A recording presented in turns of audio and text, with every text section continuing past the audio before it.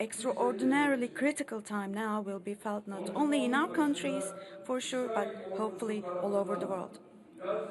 At the beginning of my speech, I once again commemorate with mercy our more than 55,000 brothers and sisters, more than 65% of whom are children and women, who were martyred by Israeli army in Gaza.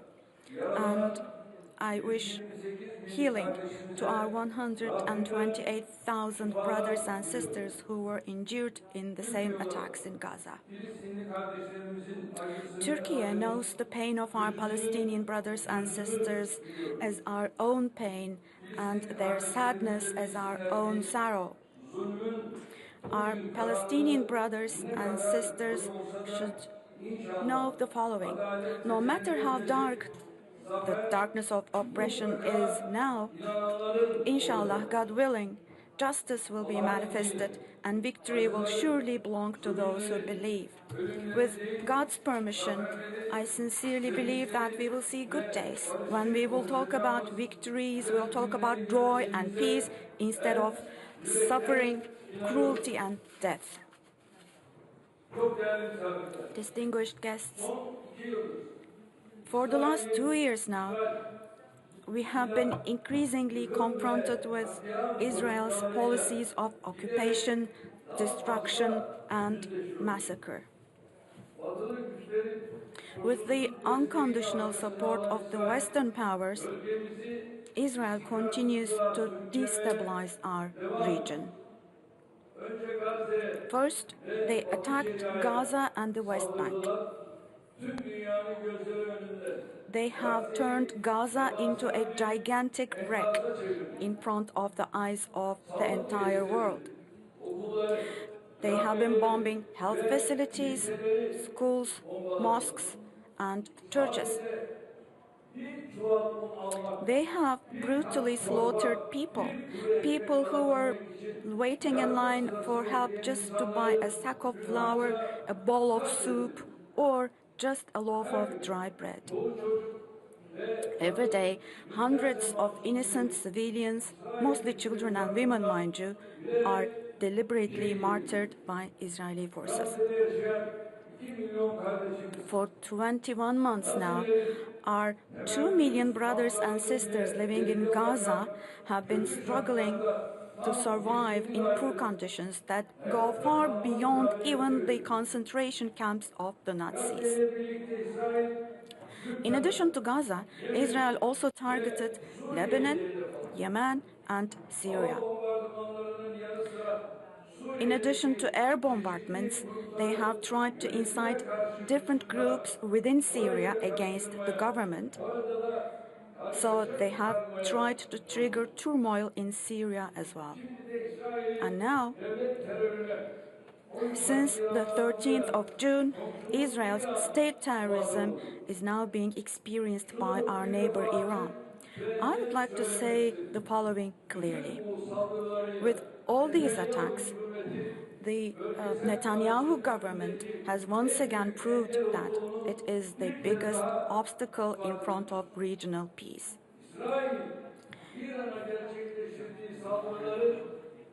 I strongly condemn Israel's attacks on Iran. On behalf of my country and my nation, I offer my condolences for our Iranian brothers and sisters who lost their lives in Israel's terrorist attacks, bombings, and assassinations.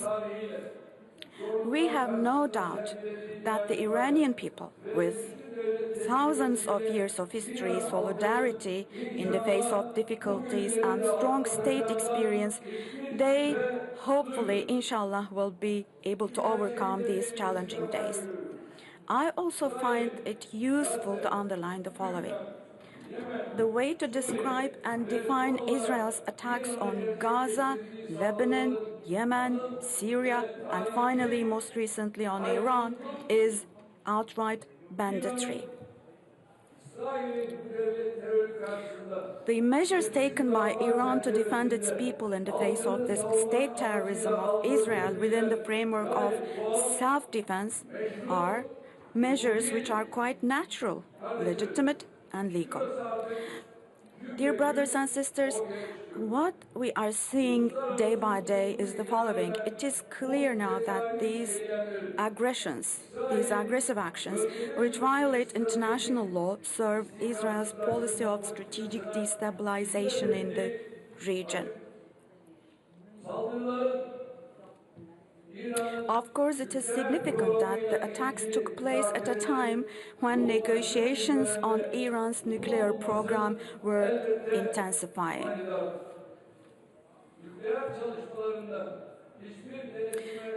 Israel is not subject to any control or audit for its nuclear activities and does not care about anyone in terms of transparency. So it is a great hypocrisy for them to talk against the parties to the Treaty on the Non-Proliferation of Nuclear Weapons. The Netanyahu government actually aimed to undermine the negotiation process with its attacks on the 13th of June. This incident also shows that Netanyahu and his murder ring do not want any issues or any matters to be solved diplomatically. Again, Israel, instead of living in peace side by side with an independent and geographically integrated Palestinian state with East Jerusalem as its capital on the basis of the 1967 borders, instead of coexisting with them, Israel is rather trying to spread the war to the entire region. Just as the spark ignited by Hitler 90 years ago set the whole world on fire from the Pacific to the Atlantic, from the Indian Ocean to the North Sea, today, similarly, Netanyahu's Zionist ambitions have no other purpose than to drag our region and in fact the whole world into a big disaster.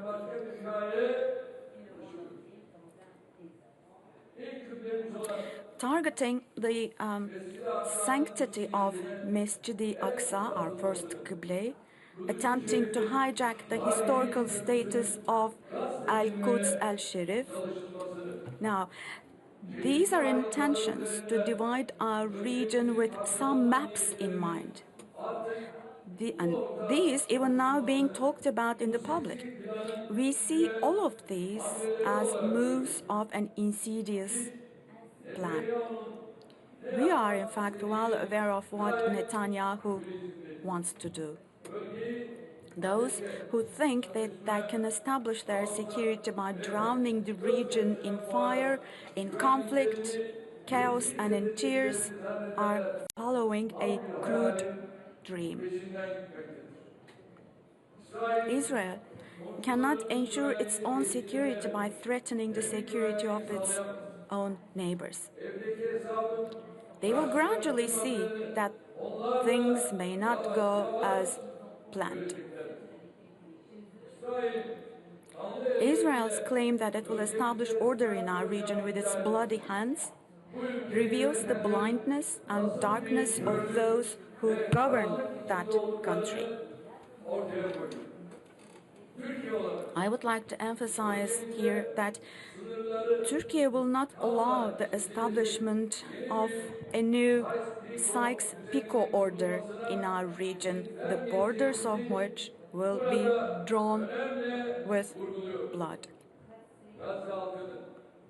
We will not sit back and watch the people of Gaza being punished with hunger, with state and settler terror in the West Bank, and attempts to destroy the historical status quo of Al-Aqsa Mosque and Jerusalem, the cradle of the Abrahamic religions. From here, I once again appeal to the international community, especially to the countries that have influence over Israel.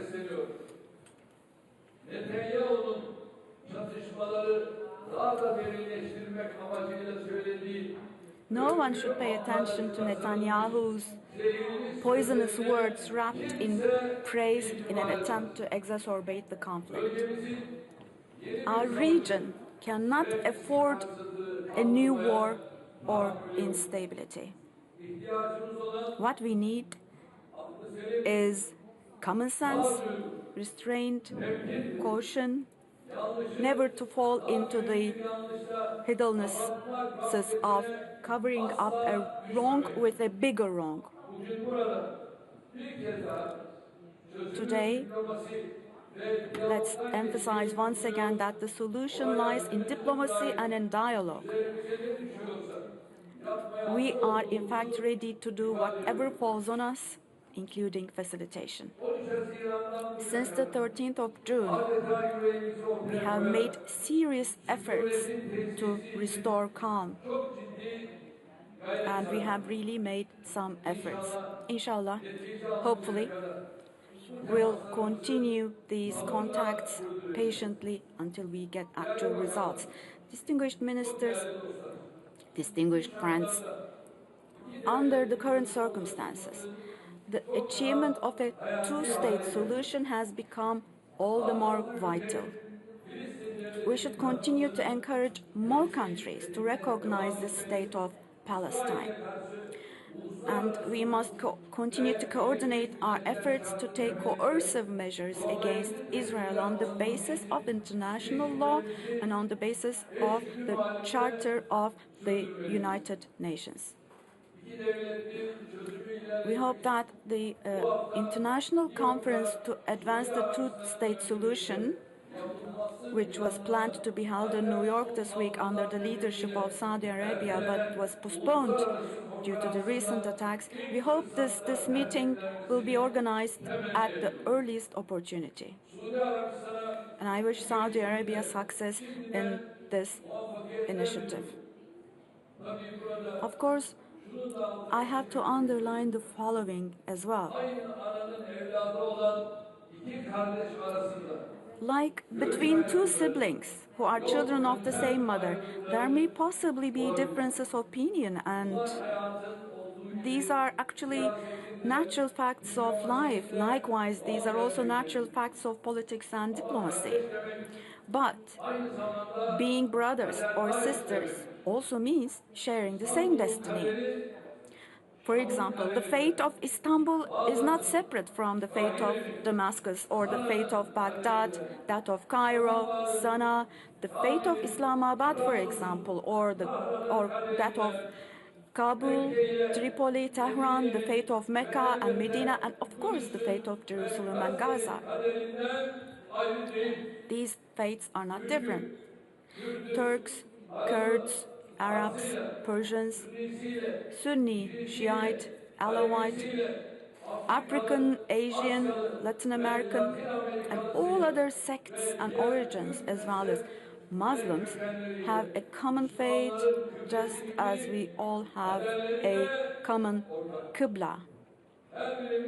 Each and every one of us, we all say, La ilaha illallah Muhammadun Rasulullah. And when it comes to our common cause or causes or our common interests, it is our duty to put aside our differences, and it's our duty to get united. We cannot possibly allow the differences between us, the attitude differences between us, to be a hindrance to us, particularly in this current critical period that we are going through. And recently, we have seen that balances, politics, fragile relations may not always yield results. In this event, in this meeting of our organization, and our organization, by the way, represents the voice and conscience of the Ummah.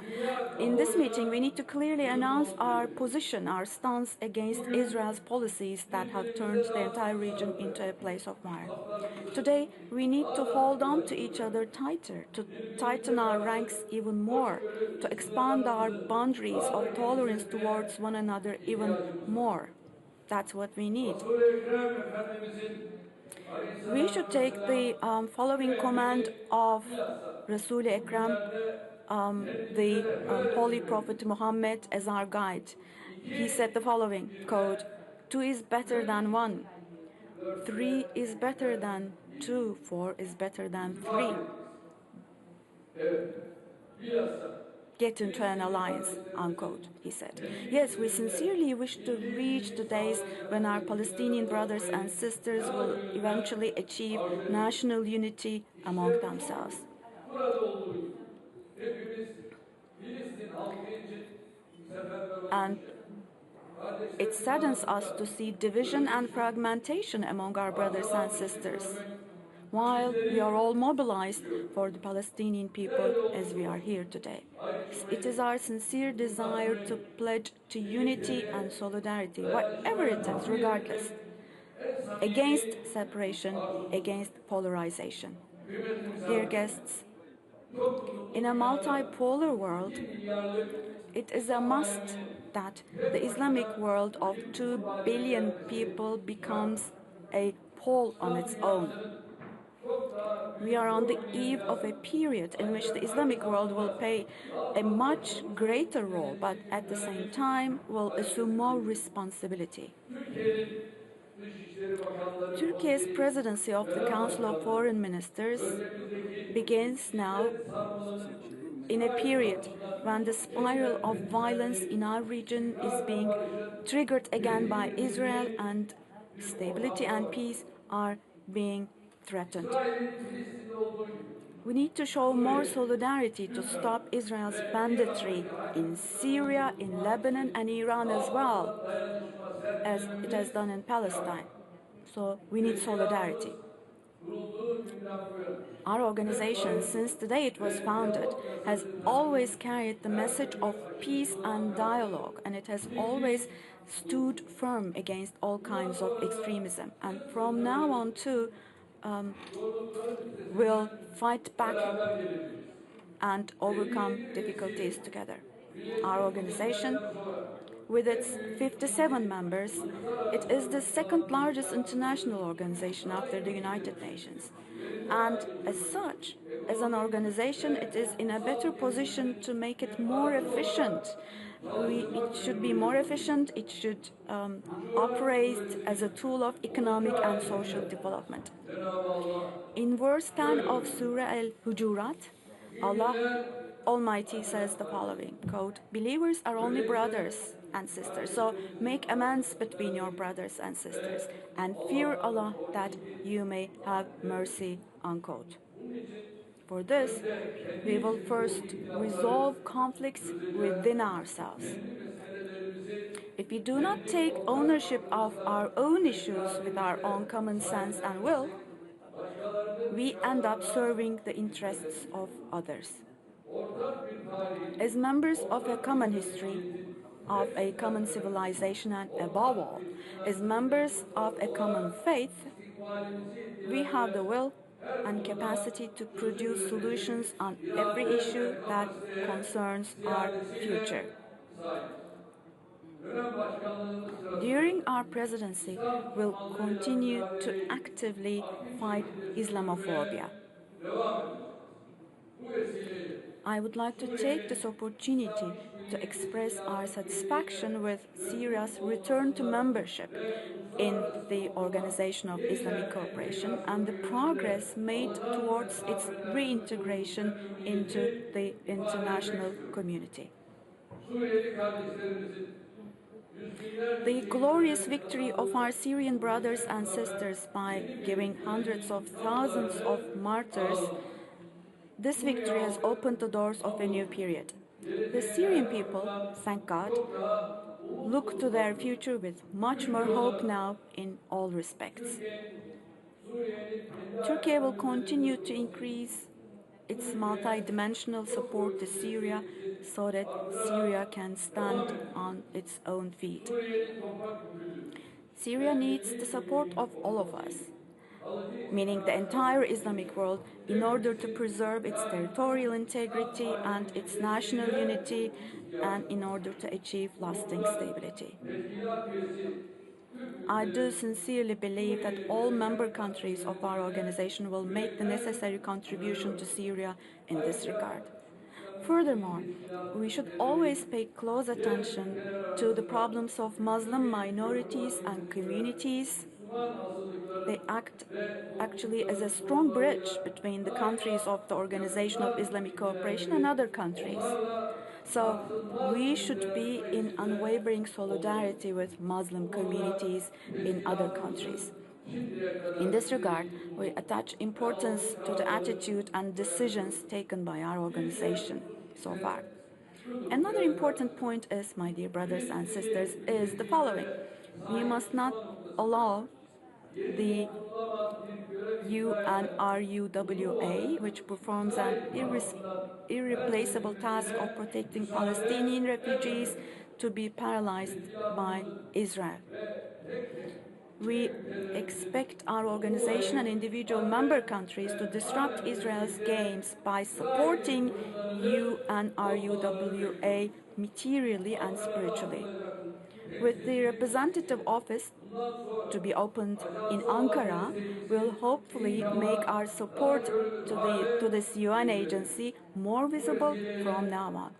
I would like to take this opportunity to congratulate Cameroon on its successful presidency and express my delight at the increasing weight of African members in our organization.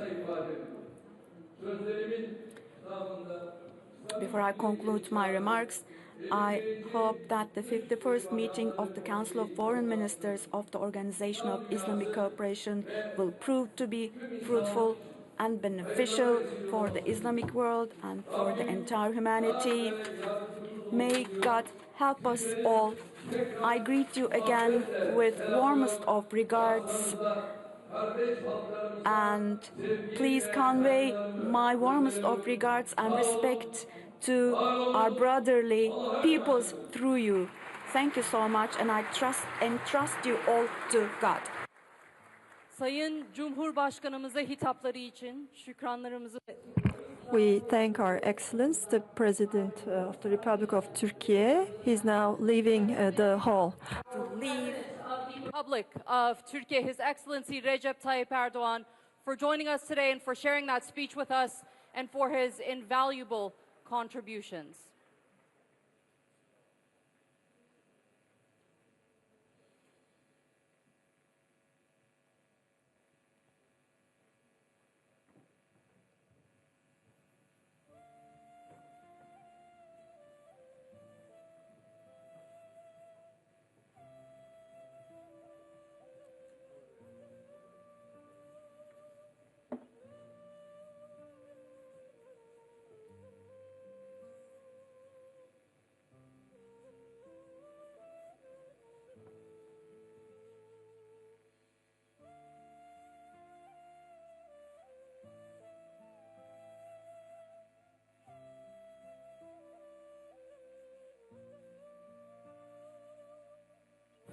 Excellencies, now I would like to give the floor to His Excellency Mr. Philippe Lazzarini, General Commissioner of UNRWA.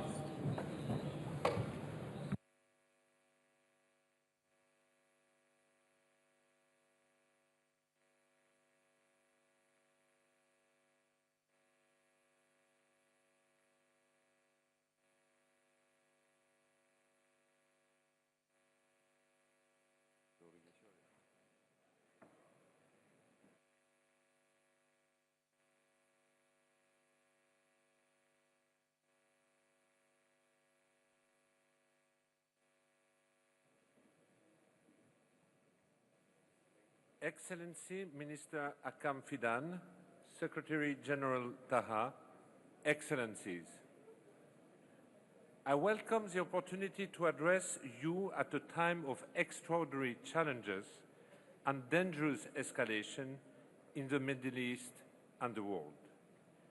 In Gaza, 2 million people are being starved.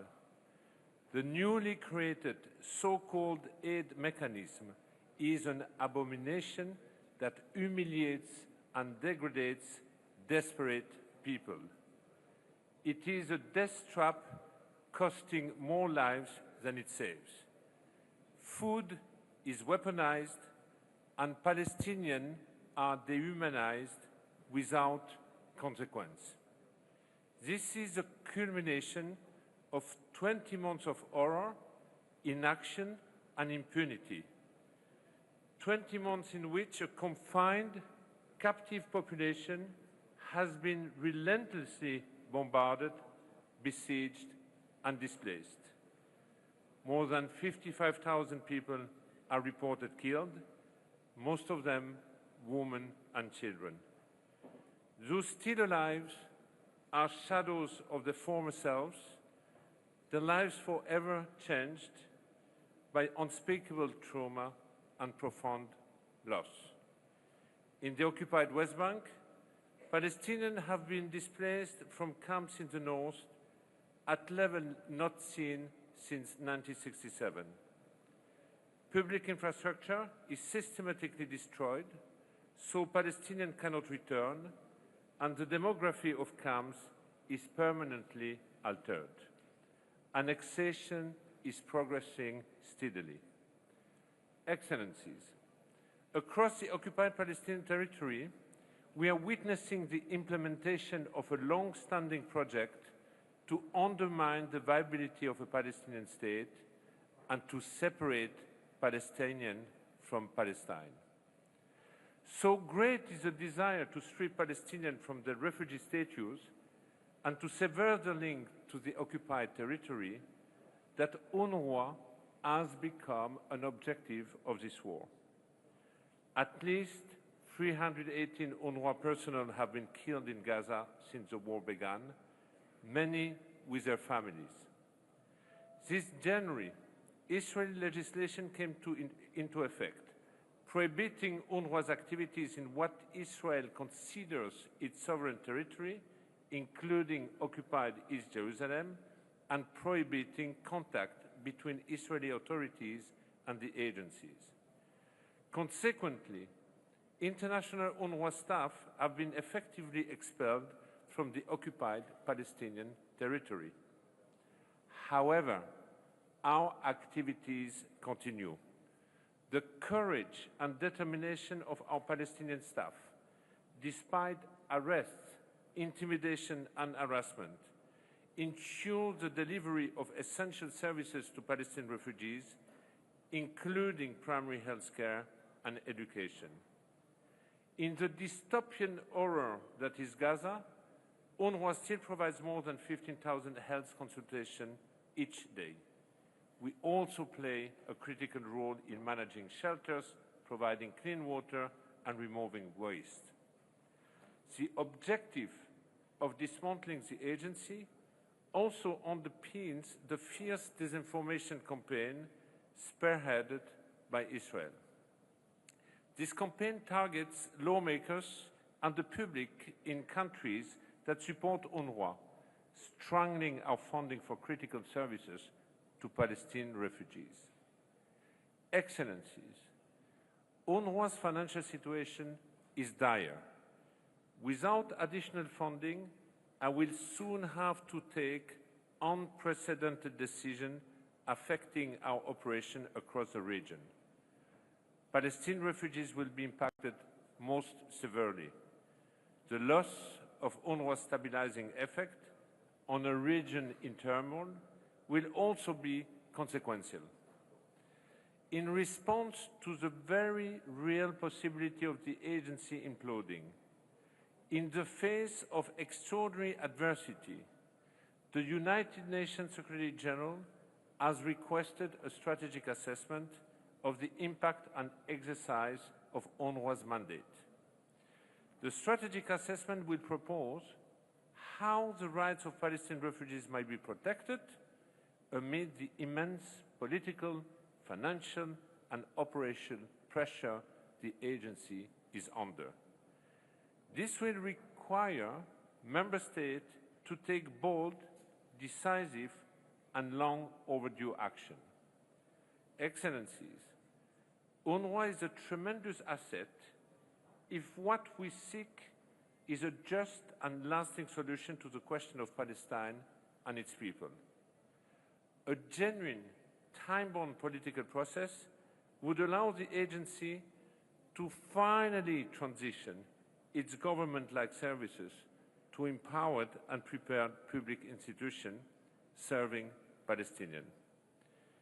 In the absence of an orderly transition, the sudden loss or reduction of UNRWA services will only deepen suffering and despair across the occupied Palestinian territory. It might spark unrest in the neighboring countries. This is something that the region cannot afford, especially now. So, I appeal to the Organization for Islamic Cooperation and its member states to throw their full political and financial weight behind efforts to safeguard Palestinian refugees' access to protection and essential services. I urge you to act now, before it is too late, for millions of people whose lives and future are in your hand. Thank you.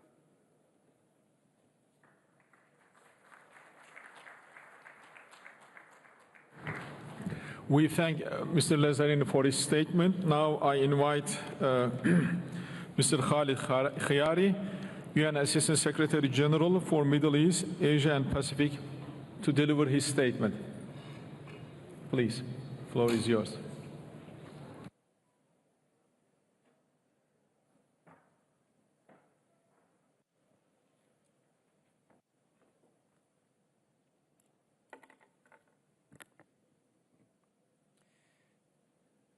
Your Excellency, Mr. Hakan Fidan, Minister of Foreign Affairs of the Republic of Turkey, Your Excellency, Mr. Brahim Taha, Secretary General of OIC, Excellencies, ladies and gentlemen, I am honored to be today here on behalf of United Nations Secretary General, Mr. Antonio Guterres, and I join others in offering many thanks to the Republic of Turkey for its generous hospitality.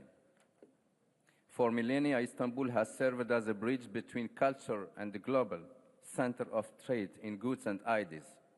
This heritage of connectivity speaks directly to the heart of why we are here today, to promote dialogue and understanding, tolerance and peace. Excellency, challenges around the world continue to mount. Multilateralism, diplomacy, and international cooperation are needed more than ever. Nevertheless, we are increasingly witnessing these ideas being questioned or even abandoned. In this context, the significance of the long partnership between the United Nations and the Organization of Islamic Cooperation continues to grow. Our cooperation spans a wide array of issues of common interest and concerns. As we meet here, the military conflict between Israel and Iran has alarmingly intensified, causing significant human and material damage on both sides. I reaffirm the UN Secretary General's condemnation of military escalation in the region and his call upon all stakeholders to show maximum restraint and take steps to de-escalate with a view to reaching a ceasefire and avoiding any further expansion of the conflict. Constructive dialogue and diplomacy remain the best and only way to achieve a comprehensive and lasting peace. The Israeli-Palestinian conflict has endured for generations, defying hopes